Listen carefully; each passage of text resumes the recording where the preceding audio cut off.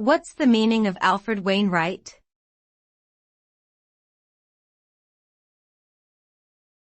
Alfred Wainwright.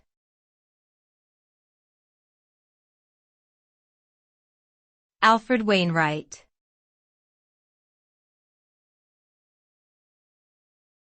Alfred Wainwright.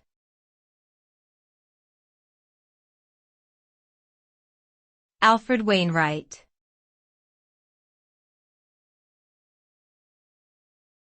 Alfred Wainwright.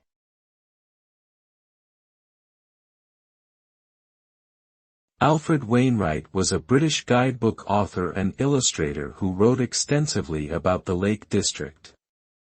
He is best known for his 7-volume guidebook series, A Pictorial Guide to the Lakeland Fells, which contains detailed descriptions and hand-drawn maps of over 200 mountains and hills in the Lake District.